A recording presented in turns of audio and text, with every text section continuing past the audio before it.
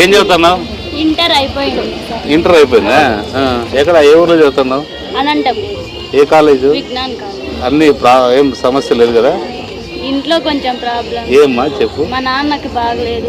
ఏం ప్రాబ్లం మీ నాన్నకి? మా నాన్నకి హ్యాండిక్యాప్డ్. పింఛన్ రాదు అంటే ఎంత వయసు ఎంత?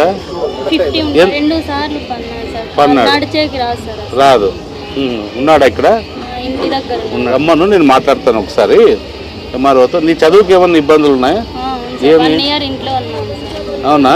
ఎందుకు ఫీజు కట్టలేక? ఎంత ఫీజు? 20 సార్. ఇప్పుడు కట్టినావా?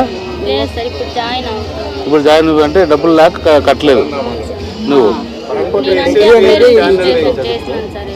ఎక్కడ? ఎస్ఎస్బిఎన్లో రిజిస్ట్రేషన్ చేసినావు. హలో నా ఇప్పుడు ఎస్ఎస్బిఎన్ కాలేజీలో పాప అప్లై చేసుకుంది ఇక్కడ పురాకులపల్లి నుంచి. దీక్ష అని ఒక అమ్మాయి. ఆ పాప వచ్చి ఇప్పుడు ఇంటర్మీడియట్ అయిపోయింది. డిగ్రీ అయిపోయేంత వరకు ఏమవుతుంది చెప్పండి, మీరు ఎంత సహాయం చేస్తారో చెప్పండి, అయితే నేను కొంత ఇస్తా. ఖచ్చితంగా ఆ పాపని మీ దగ్గర రేపు పంపిస్తాను నేను. ఎందుకంటే చదువుతుంది బాగా. అలా దీక్ష అని నీకు దీంట్లో నుంచి మన రాకేష్ మెసేజ్ పెడతాడు. అలాట్మెంట్ చేసి ఆ పాపని అడ్మిషన్ ఇచ్చేటట్టు చూడండి అన్న మీరు. Right, thank you. డీటెయిల్స్ చెప్పు. ధైర్యంగా ఉండు, నువ్వేం అధైర్యపడద్దు. College admission చేపిస్తాము.